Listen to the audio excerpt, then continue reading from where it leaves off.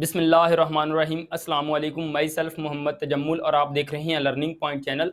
आज के artificial intelligence के लेक्चर में हम बेस्ट फर्स्ट सर्च देखेंगे। जैसा कि हमने प्रीवियस लेक्चर्स में अनइनफॉर्म्ड सर्च के कुछ एल्गोरिदम देखे थे, जैसा कि हमने breadth first search, depth first search, uniform cost search और बाई डायरेक्शनल सर्च को देखा था। आज हमने इनफॉर्म्ड जो हमारी सर्च है, एक हमारे पास अनइनफॉर्म्ड होती है, उसको हमने देख लिया है। इनफॉर्म्ड सर्च में जो हमारे पास एल्गोरिदम आता है बेस्ट फर्स्ट सर्च, उसको हम देखेंगे। उसके पॉइंट्स जो इंपॉर्टेंट पॉइंट्स हैं उनको देखेंगे, और एक मैंने यहाँ पे एक एग्जांपल लिखी हुई है जिससे आपको बिल्कुल क्लियर आइडिया होगा कि हमारे पास बेस्ट फर्स्ट सर्च किस तरह काम करती है और एल्गोरिदम हमारा किस तरह काम करता है। तो सबसे पहले मैं यहाँ पे इंपॉर्टेंट कुछ पॉइंट्स हैं जिनको मैं क्लियर करना चाहता हूँ। लाइक हमने सबसे पहले देखा था कि डेप्थ फर्स्ट सर्च में हमारे पास प्रॉब्लम क्या होती है एक्चुअली। ठीक है, सबसे पहले ये देखते हैं कि जो हमारी डेप्थ फर्स्ट सर्च थी डीएफएस, इसमें क्या प्रॉब्लम था। लाइक हमारे पास ये एक ट्री है, ठीक है, इसमें हमारे पास डेप्थ फर्स्ट सर्च किस तरह काम कर सकती है। हो सकता है मेरी ट्री ये लेफ्ट तरफ ही अगर मूव कर रही है, बहुत ज्यादा डेप्थ में जा रही है, तो चांस है, क्योंकि हम जो हमारी डेप्थ फर्स्ट सर्च थी डीएफएस थी, इसमें क्या करते थे, हम बैक ट्रैक करते थे। ठीक है, बैक ट्रैक करते थे, फिर से बैक ट्रैक, इस तरह हम बैक ट्रैक करते थे और ऊपर की तरफ मूव करते थे। हो सकता है हमारी गोल स्टेट इस जगह पे पड़ी हो, तो हमें क्या हो सकता है, चांस है कि हमारे पास एक इनफाइनाइट लूप में हम चले जाएं। डेप्थ फर्स्ट सर्च का जो प्रॉब्लम था वो क्या प्रॉब्लम था कि हो सकता है हम एक इनफाइनाइट लूप में चले जाएं और हमारा आंसर जो बिल्कुल ऊपर ही पड़ा हो। ये सबसे पहले हमारे पास डेप्थ फर्स्ट सर्च में प्रॉब्लम आता है, चांस ऑफ इनफाइनाइट लूप। ठीक है जी, ये हम इंशाल्लाह देखेंगे कि किस तरह हम बेस्ट फर्स्ट सर्च में इसको एलिमिनेट करते हैं। उसके बाद हमारे पास बीएफएस में क्या प्रॉब्लम आता था, क्योंकि बीएफएस में लाइक हमारे पास ये एक ट्री है, तो हो सकता है ट्री बहुत बड़ा भी हो सकता है, लेकिन मैं यहाँ पे एग्जांपल में तो बहुत छोटा सा ट्री ले रहा हूँ। ठीक है, इसी तरह हमारे पास एक एग्जांपल है ये, इसमें हमारे पास लाइक अगर ये हमारे पास गोल नोड है, तो हम क्या करते थे, लेवल वाइज ऑर्डर वाइज क्या करते थे, मूव करते थे। तो ये सारी की सारी वैल्यू हमें मेमोरी में क्या करनी पड़ती थी, जो हमारी ब्रीथ फर्स्ट सर्च थी बीएफएस थी, इसमें हमारी मेमोरी में रखनी पड़ती थी, तो मेमोरी की कंजप्शन बहुत ज्यादा होती थी। तो ये एक हमारे पास प्रॉब्लम था बीएफएस में कि इट ऑक्युपाइज मोर मेमोरी, ये ज्यादा मेमोरी जिनकी हमें नहीं भी जरूरत उसको भी हम एक्सप्लोर करते थे और मेमोरी में उसको यूज करते थे डेटा स्ट्रक्चर में। ठीक है, ये हमारे पास दो प्रॉब्लम्स थी जो हमारी ब्रीथ फर्स्ट सर्च और डेप्थ फर्स्ट सर्च में हमें फेस करने को मिलती थी। अगर अब हम बात करें कि हमारे पास बेस्ट फर्स्ट सर्च किन सर्चेज का कॉम्बिनेशन है, लाइक हमने यूनिफॉर्म्ड कॉस्ट सर्च को देखा था। यूनिफॉर्म्ड कॉस्ट सर्च में क्या होता है, हमारे पास जो कॉस्ट पहले से गिवन होती है, इसी तरह हमारे पास बेस्ट फर्स्ट सर्च में भी जो कॉस्ट है एक नोड से दूसरी नोड पर मूव करने के लिए गिवन है, प्लस हम कॉम्बिनेशन करते हैं जो हमारे पास यूनिफॉर्म्ड कॉस्ट सर्च होती है और ग्रीडी बेस्ट फर्स्ट सर्च होती है। क्योंकि ग्रीडी सर्च में भी हम क्या होते हैं, ग्रीडी होते हैं अपनी गोल स्टेट को कि जल्द से जल्द हम क्या कर लें, अचीव कर लें। तो इन दोनों का अगर हम कॉम्बिनेशन करते हैं, इन दोनों को प्लस करते हैं, तो हमारे पास कंबाइंड फीचर इनकी जो होती है हमारे पास बेस्ट फर्स्ट सर्च की तरफ हमें लीड करती हैं। ठीक है जी, ये पॉइंट इंशाल्लाह आपको क्लियर हो जाएगा। अब हमारे पास जो नेक्स्ट पॉइंट है कि बेस्ट फर्स्ट सर्च प्रोसीड किस तरह करती है, यानी कि किस तरह हम नीचे की तरफ मूव करते हैं अपनी गोल स्टेट को अचीव करने के लिए। हम अकॉर्डिंग टू हमारी जो ह्यूरिस्टिक वैल्यू होती है उसके अकॉर्डिंग हम डाउनवर्ड क्या करते हैं, मूव करते हैं, कि हमारी जो मिनिमम वैल्यू होती है उसको पिक करते हैं और वो हमें पाथ बताती है और आगे आगे हम डेप्थ की तरफ मूव करते जाते हैं और अपनी गोल स्टेट को अचीव कर लेते हैं। अगर हम बात करते हैं इंप्लीमेंटेशन की, तो इंप्लीमेंटेशन में हम जो हमारी बेस्ट फर्स्ट सर्च है इसमें प्रायोरिटी क्यू यूज करते हैं। प्रायोरिटी क्यू का होप्स हो कि आपको आइडिया होगा, क्योंकि हमने पहले भी प्रायोरिटी क्यू को देखा है हमारी जो बाई डायरेक्शनल सर्च थी। तो ये कुछ इंपॉर्टेंट पॉइंट थे जो पहले आपको पता होना जरूरी थे इस सर्च को देखने के लिए। तो इस जगह पे मैं अब एग्जाम्पल को सॉल्व करता हूं। जो हमारे पास ये एग्जाम्पल है, हमारे पास ये एग्जाम्पल है, एग्जाम्पल में हमारे पास ये क्या साथ में कॉस्ट हर एक नोड की दी हुई है। लाइक अगर हम एस से सी पे मूव करते हैं तो हमें 5 कॉस्ट पे करना पड़ेगी। ठीक है, अगर हम एस से बी पे मूव करते हैं तो हमें 6 कॉस्ट हमें पे करना पड़ेगी। अगर हम एस से ए पे मूव करते हैं तो हमारे पास 3 कॉस्ट है। ये हमें कॉस्ट गिवन है। अब इस कॉस्ट का हमें एडवांटेज क्या और किस तरह हम इसको यूज में लेते हैं तो देखते हैं। हमारे पास बेसिकली इंप्लीमेंटेशन के लिए, जैसा कि मैंने बताया आपको, प्रायोरिटी क्यू यूज होती है। तो इसमें दो हमारे पास लिस्ट होती है जो हमारी बेस्ट फर्स्ट सर्च होती है, एक ओपन लिस्ट होती है और एक हमारे पास क्लोज लिस्ट होती है। यहाँ पे मैं स्टेप लिखता हूं, हमारे पास स्टेप 1 है यहाँ पे, हम यहाँ पे दो लिस्ट लेते हैं, ठीक है जी। दो लिस्ट में हमारे पास एक ओपन लिस्ट होगी और एक हमारे पास क्लोज लिस्ट होगी। इनिशियली दोनों जो लिस्ट हैं हमारी ये ब्लैंक होंगी, ठीक है, खाली होंगी, क्योंकि इसके अंदर अभी तक हमने इसको एक्सप्लोर करना स्टार्ट नहीं किया अपनी एग्जांपल को, क्योंकि एग्जांपल में हमारे पास गोल नोड आई है और एस हमारे पास स्टार नोड है। तो जिसको हमने एक्सप्लोर करना होता है उसको हम उठा के किस में रखते हैं, अपनी ओपन लिस्ट में रखते हैं। और उसके बाद क्लोज लिस्ट में क्या आता है, जो जिसको हम एक्सप्लोर कर रहे होते हैं, लाइक एस को अगर हम एक्सप्लोर कर रहे हैं तो इसकी जो एडजेसेंट एज होंगे या एडजेसेंट नोड्स होंगी वो हमारे पास क्लोज लिस्ट में आती हैं। कैसे, ये एग्जांपल को देखते हैं, इंशाल्लाह आपको क्लियर हो जाएगा ये पॉइंट। अब स्टेप फर्स्ट में हमारे पास दो लिस्ट हम क्रिएट करेंगे जो कि इनिशियली एम्प्टी होंगी। अब स्टेप टू में हम क्या करेंगे, स्टेप टू में हमारे पास जैसा कि मैंने बताया ओपन लिस्ट में हम किसको रखेंगे, जिसको हमने एक्सप्लोर करना है, क्योंकि हमने एक्सप्लोर स्टार्ट करना है। तो इसलिए मैं एस को क्या करता हूं, ओपन लिस्ट में रखता हूं। क्लोज में अभी तक कुछ नहीं रखेंगे क्योंकि अभी तक हमने इसको एक्सप्लोर नहीं किया, अभी तक हमने ओपन लिस्ट में इसको क्या किया, इंसर्ट किया। तो क्लोज लिस्ट हमारे पास एम्प्टी रहेगी। होप सो कि आपको ये पॉइंट कवर हो गया होगा। उसके बाद हम स्टेप 3 की तरफ मूव करते हैं जी। स्टेप थ्री में सेम हमारे पास यहाँ पे फिर ओपन लिस्ट है। ओपन लिस्ट को एक दफा हम एम्प्टी छोड़ देते हैं क्योंकि हमने नेक्स्ट किसको एक्सप्लोर करना है अभी हमें आइडिया नहीं है। तो हम क्लोज लिस्ट में क्या रखते हैं, एस को रखते हैं, क्योंकि हमने एस को क्या करना है, एक्सप्लोर करना है। तो जिसको हमने एक्सप्लोर करना है इसको हम क्या करेंगे, एस को हम क्लोज लिस्ट में रखेंगे, यानी कि ये एक्सप्लोर हो चुका है, जो हो चुका है एक्सप्लोर उसको हम क्लोज लिस्ट में रखेंगे। तो हमारे पास एस क्या आएगा, क्लोज लिस्ट में आएगा।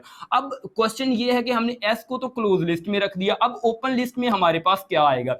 ओपन लिस्ट में जो भी हमारी एडजेसेंट नोड होंगी ये विद इनकी वैल्यू, इसको हम क्या करेंगे, ओपन लिस्ट में रखेंगे। लाइक हमारे पास A3 है तो मैं यहाँ पे A3 लिखूंगा, उसके बाद कॉमा, उसके बाद हमारे पास C5 आ रहा है तो C5 को लिखूंगा और उसके बाद हम किसको लिखेंगे, B6 को लिखेंगे। अब क्वेश्चन ये है कि मैंने पहले A3 लिख लिया फिर C5 और B3 उसके बाद लिखा है, ये मैंने इस ऑर्डर में क्यों लिखा है, क्या हम इसको रैंडम ऑर्डर में लिख सकते हैं, नो। क्यों, क्योंकि हमारे पास ये ह्यूरिस्टिक वैल्यू के हिसाब से हम सर्च करते हैं, ये असेंडिंग ऑर्डर में हमने लिखना होता है, क्योंकि ये देखें 3, 5 और 6 ये जो भी ऑर्डर होगा आपने इसको असेंडिंग ऑर्डर में लिखना है, पहले मिनिमम वैल्यू फिर उससे बड़ी फिर उससे बड़ी, ठीक है, असेंडिंग ऑर्डर में हमने लिखना है। ये हमारा थर्ड स्टेप कंप्लीट हो चुका है। हमने एस को क्या किया है, क्लोज लिस्ट में डाल दिया क्योंकि इसको हमने एक्सप्लोर कर लिया है, और जो भी एडजेसेंट नोड है उनको हमने असेंडिंग ऑर्डर में ओपन लिस्ट में रख लिया है। अब स्टेप 4 की तरफ मूव करते हैं जी। स्टेप 4 हमें क्या कहता है, स्टेप 4 अब हम किसको एक्सप्लोर करेंगे, हमारे पास क्योंकि हम प्रायोरिटी क्यू में फीफो टेक्निक यूज करते हैं, फर्स्ट इन फर्स्ट आउट। अब हमारे पास फीफो टेक्निक के अकॉर्डिंग A3 हमारे पास फ्रंट पे पड़ा हुआ है, अब हमने A3 को क्या करना है, एक्सप्लोर करना है। तो अब ओपन लिस्ट को फिर हम क्या रखते हैं, ओपन रखते हैं, क्योंकि इसको अभी तक हम इसमें वैल्यू नहीं लिखते क्योंकि हमें एडजेसेंट नोड अभी नहीं पता, तो तरतीब के साथ लिखनी है। एक दफा आप सबसे पहले, ये आसान काम है, आप क्लोज लिस्ट में एक एस लिख दें और जिसको हमने एक्सप्लोर करना है A3 इसको लिख दें। ये काम हमारा कंप्लीट हो चुका है। अब हमने क्या करना है, जो ओपन लिस्ट में वैल्यू लिखनी है। अब हमारे पास रिमेनिंग वैल्यू कौन कौन सी है, एक C5 है, एक B6 है, और उसके बाद A3 के एडजेसेंट हमारे पास नोड कौन कौन से, हमारे पास दो नोड हैं, एक E8 है और एक D9 है। तो पहले मैं E8 लिखता हूं बिकॉज ये छोटी वैल्यू है, और D9 हमारे पास बड़ी वैल्यू है, इसको मैं बाद में लिखता हूं। अब हमारे पास ओपन लिस्ट में C5, B6, E8 and D9 है, और क्लोज लिस्ट में हमारे पास S और हमारे पास A3 है। होप सो कि आपको ये पॉइंट कवर हो चुका होगा। उसके बाद हम बात करते हैं स्टेप 5 की, कि स्टेप 5 में क्या होगा। अब हमारे पास फ्रंट पे क्या पड़ा हुआ है, C5 पड़ा हुआ है, इसको हमने C5 को अब क्या करना है, हमने एक्सप्लोर करना है, ठीक है जी। C5 को हम एक्सप्लोर करते हैं तो ओपन लिस्ट फिर उसी तरह हम यहाँ पे लिखेंगे, और उसके बाद यहाँ पे एक हमारे पास क्लोज लिस्ट आएगी। अब क्लोज लिस्ट में हम क्या करेंगे, हमारे पास S आ रहा है, A3 आ रहा है, A3 के बाद हमारे पास क्या आ रहा है, हमने C5 को एक्सप्लोर करना है, तो इस जगह पे हम क्या लिखेंगे, C5 लिखेंगे। अब हमारे पास क्योंकि C5 के एडजेसेंट H7 है, इसको हमने इंसर्ट करना है हमारी ओपन लिस्ट में, जो रिमेनिंग वैल्यू है उनके साथ। हम B6 पहले लिखेंगे, फिर क्योंकि 6 के बाद हमें 7 ही लिखना चाहिए, तो मैं यहाँ पे इसको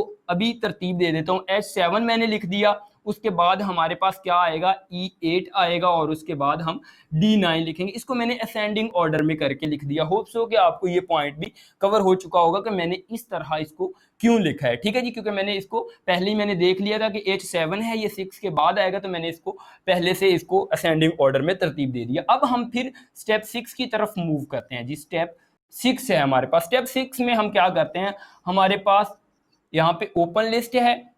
ओपन लिस्ट को एक दफा हम ब्लैंक छोड़ते हैं। क्लोज लिस्ट में हमने क्या करना है, क्लोज लिस्ट में हम ये करते हैं कि हमारे पास जो B6 है, इसने क्या आना है, क्लोज लिस्ट में आना है, क्योंकि इसको हम क्या करने जा रहे हैं, एक्सप्लोर करने जा रहे हैं। तो इस जगह पे S आएगा, A3 C5 और B6 हमारे पास क्लोज लिस्ट में आ जाएगा। ठीक है जी।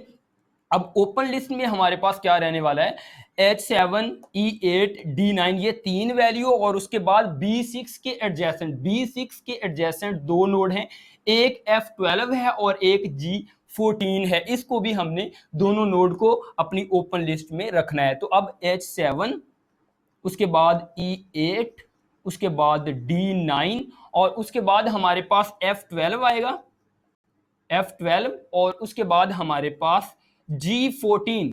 ये हमारे पास ओपन लिस्ट है, ये हमारे पास क्लोज लिस्ट है। अब H7 E8 D9 F12 G14, और क्लोज लिस्ट में S A3 C5 और B6 हमारे पास पड़ा हुआ है। इस तरह हमारे 6 स्टेप कंप्लीट हो चुके हैं। अभी तक हमें गोल नोड नहीं मिली, हमने इस तक जाना है। ठीक है, तो स्पेस उस जगह पे कम है, तो मैं इस जगह पे बाकी जो नेक्स्ट स्टेप को लिखने की ट्राई करता हूँ।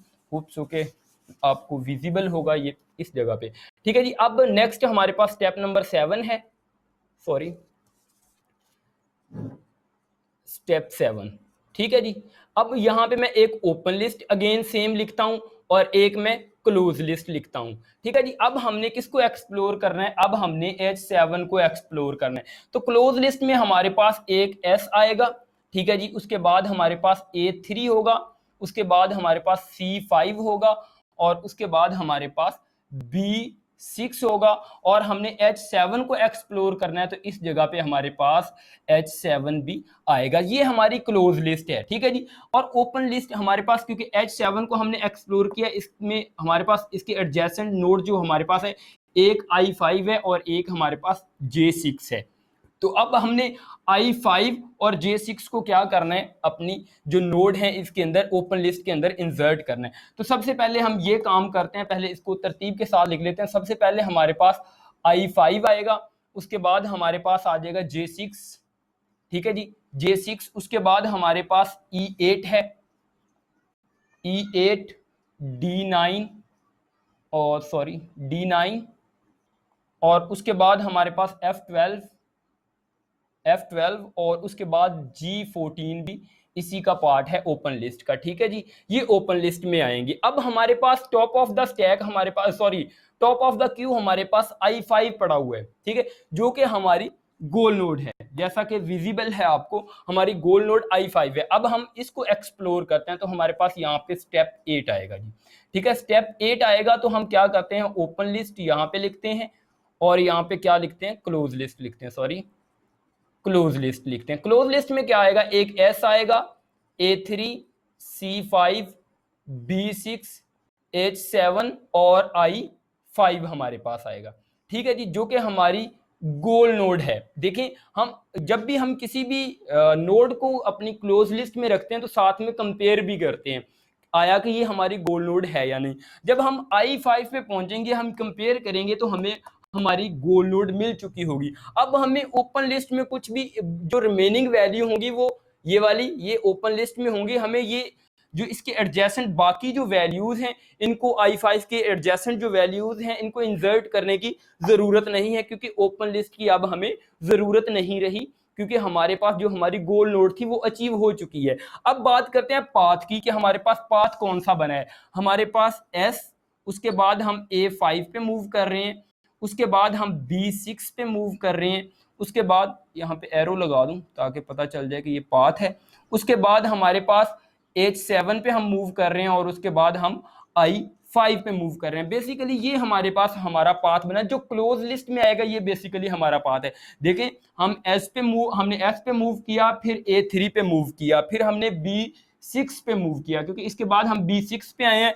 B6 के बाद हमने H7 पे मूव किया, H7 के बाद हमने क्या किया, I5 पे डायरेक्ट मूव किया और हमें हमारी गोल स्टेट मिल गई। अगर हम बात करते हैं डेप्थ फर्स्ट सर्च या ब्रीथ फर्स्ट सर्च की, ठीक है, तो हम क्या करते हैं, ब्रीथ फर्स्ट सर्च में लेवल वाइज हमने करना था और हमारा पाथ में भी लॉन्ग हो सकता था, लेकिन ये ह्यूरिस्टिक वैल्यू की बेस पे हमें क्या करके देता है, सर्च करके देता है। ह्यूरिस्टिक वैल्यू बेसिकली हमारे पास ह्यूरिस्टिक फंक्शन होता है जो चेक करता है कि जो मिनिमम वैल्यू होती है उस पाथ की तरफ हमें लीड करता है, ताकि हम ह्यूरिस्टिक होते हैं अपनी जो गोल नोड को क्या करने कि जल्दी से जल्दी हम क्या कर लें, अचीव कर लें। होप सो कि आपको ये एग्जांपल से आइडिया हुआ होगा कि हम किस तरह हमने अपनी गोल नोड को हमने अचीव किया। अगर हम बात करें कि इसका कितनी हमें कॉस्ट, हमारी कॉस्ट कितनी बनी, तो हमने एस से A5 तक कितना पाथ, ये लिखा हुआ है साथ में, 5 कॉस्ट यहाँ पे की है, उसके बाद B6 यहाँ पे, और H के साथ 7, और उसके बाद हमने I के साथ 5। इसको अगर हम ऐड अप करें तो हमारी क्या बनेगी, जो भी हमने कॉस्ट अपनी गोल स्टेट तक पहुंचने के लिए पे की है वो हमें मिल जाएगी। 5 और 5 10, 10 और 6 16, 16 और 7 मेरे ख्याल में 23 कॉस्ट हमने टोटल जो कंज्यूम की है। होप सो के ये एडिशन मैंने ठीक की होगी। ये हमारी क्या है, हमारी जो अपनी इनिशियल स्टेट से गोल स्टेट तक की कॉस्ट है। होप सो कि आपको पूरा लेक्चर समझ आ गया होगा कि किस तरह हमने पहले थोड़ा सा इंट्रोडक्शन किया था, जिसमें मैंने आपको बताया था कि best first search heuristic value को क्या करते हैं, यूज करते हैं। इसमें हमने जो हमारी यूनिफॉर्म्ड कॉस्ट सर्च थी और जो हमारी ग्रीडी बेस्ट फर्स्ट सर्च थी, इनका कॉम्बिनेशन कंबाइंड जो फीचर होती हैं उससे हमारे पास बेस्ट फर्स्ट सर्च बनती है। आप ये भी कह सकते हैं जो हमारे पास डेप्थ फर्स्ट सर्च थी और ब्रीथ फर्स्ट सर्च थी, उनकी कंबाइंड जो फीचर थी उनको भी यूज करके हम बेस्ट फर्स्ट सर्च को लिख सकते हैं। ये भी वैलिड पॉइंट है। उसके बाद हमने क्या किया, एक एग्जांपल टेक की जिसमें जिस तरह एल्गोरिदम हमारा वर्क करता है, सिमिलरली हमने इस एग्जांपल को सॉल्व किया और अपनी गोल स्टेट को अचीव किया। तो चलें गाइस, मिलते हैं नेक्स्ट लेक्चर में, जो कि हमारा ग्रीडी एल्गोरिदम होगा, हमारा ग्रीडी सर्च होगी। उसमें हम देखेंगे कि किस तरह हम वर्क करते हैं। होप सो कि आपको ये लेक्चर समझ आया होगा। हाँ, अगर ये लेक्चर समझ आया है तो आप मेरी वीडियो को लाइक करें और सब्सक्राइब भी करें इस चैनल को। इस तरह की वीडियो इंशाल्लाह मैं आप लोगों के लिए लेकर हाजिर हूँगा। अल्लाह हाफिज़, मिलते हैं नेक्स्ट।